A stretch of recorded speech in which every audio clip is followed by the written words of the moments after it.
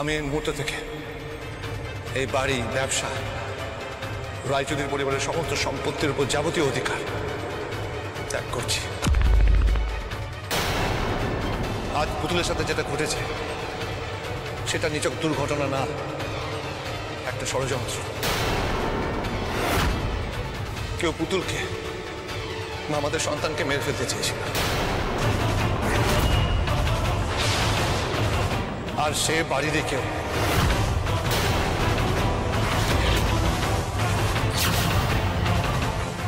এই যে এই ছেঁড়া সূত্র দেখতে পাচ্ছ, এটাই প্রমাণ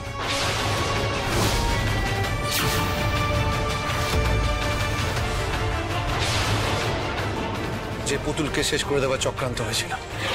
যেতে যেতে আবার হাটে হাঁড়ি ভাঙবে না? তোমার টের পেল কি করে? এই সুতোটা সিঁড়িতে বাঁধা ছিল, পুতুল নামতে গিয়ে এখানে পা জড়িয়ে পড়ে যায়। ভাগ্য ভালো, পুতুল বা বাচ্চার বড় কোনো ক্ষতি হয়নি, কিন্তু পুতুলের বিরুদ্ধে এত বড় চক্রান্ত হওয়ার পর আমি এই বাড়িতে আর পুতুলকে রাখতে পারবো না।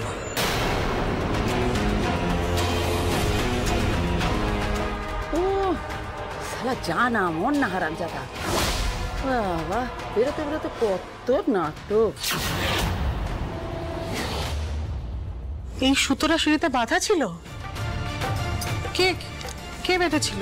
মা জানতে পারলে তাকে ঘাড় ধরে টেনে নিয়ে আসতাম, তবে আমার ধারণা যে এই জঘন্য কাজটা করেছে সে সম্পত্তি লোভে করেছে। মা পুতুল গর্ভবতী, পুতুলকে সরিয়ে দিতে পারলে, আমাদের সন্তানকে সরিয়ে দিতে পারলে সম্পত্তির আর দাবিদার আসছে না, এটা ভেবেই ও ক্রাইমটা করেছিল।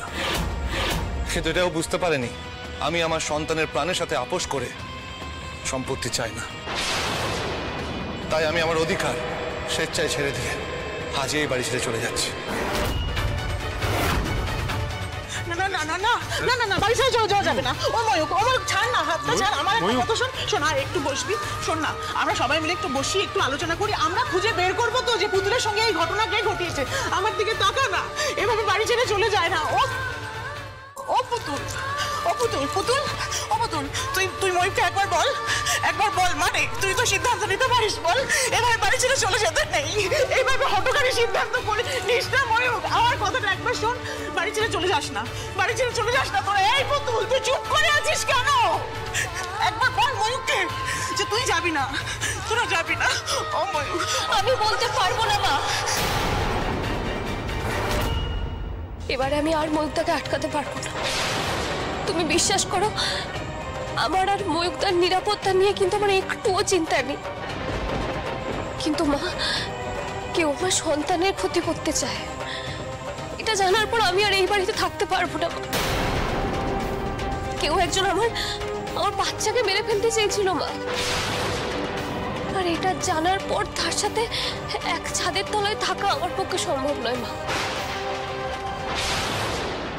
আমি তো মা, আমার সন্তানের প্রাণ রক্ষার দায়িত্ব তাই আমার সন্তানের নিরাপত্তা নিয়ে আমি কোনো আপোষ করতে পারবো না। যদিও সেই মানুষটা কে, সে একা নাকি তার সাথে অনেকে আছে, আমি সব কিচ্ছু জানি না মা। শুধু এইটুকু জানি যে সেই বাড়িরই কেউ একজন, আমার আপনজন, আর আপনজনের সাথে লড়াই করা যায় না মা, লড়াই করে কিচ্ছু পাওয়া যায় না, আপনজনদের জন্য সব ছেড়ে দিতে হয়।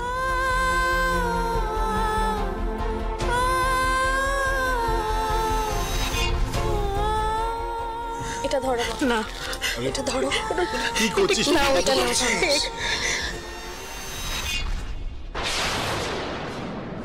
মা বিয়েতে শ্বশুরবাড়ি থেকে আমি যা যা গয়না পেয়েছি আর বিয়ের পরেও যা যা পেয়েছি সবই বাক্সের মধ্যে আছে।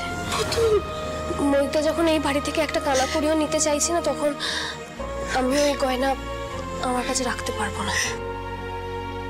একদম নজর দেবেন এই গয়নায়, হ্যাঁ? মাঠানের সমস্ত গয়না তুমি আর মৈনাক নিয়েছো, এটা আমি নিব। কোথায় কি করছিস তুই? ময়ূকদা চলো। বরকা এই চাবিটা ধরো। কি হচ্ছে কি ময়ূক? বরকা চাবিটা ধরো। ময়ূক, বরকা চাবিটা ময়ূক, ধরো। ময়ূক, কেন করছিস এসব? ক্যা বাত, মেসোর থেকে চাবিগুলো হাতিয়ে নিতে হবে। ময়ূক, এটা তোর বাবার চেন। ময়ূক, মা ধরো। ময়ূক খুব খারাপ হয়ে যাচ্ছে কিন্তু। মা ধরো। ময়ূক খুব খারাপ হয়ে যাচ্ছে। এই চেনটা তুমি ভালোবেসে আমাকে পরিয়ে দিয়েছিলে। মা, আমি তোমার স্নেহ ভালোবাসাকে অসম্মান করছি না, কিন্তু এই চেনটা এবার এই সম্পত্তির অংশ। তাই এটা আমি সঙ্গে করে নিয়ে যেতে পারবো না মা। এবার আমাদের যেতে হবে মা।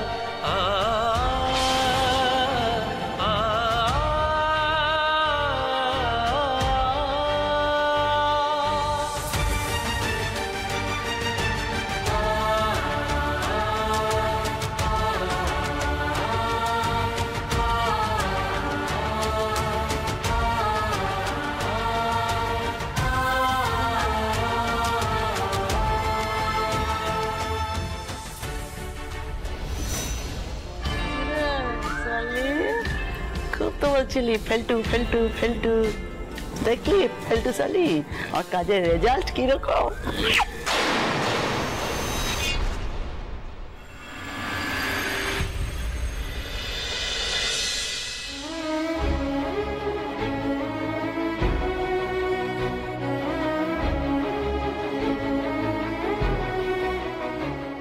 কি হলো ময়ূকদা, দাঁড়িয়ে পড়লে যে? এভাবে হেঁটে কত দূর যাবো, কি করবো, কোথায় যাবো, কিছু বুঝতে পারছি না।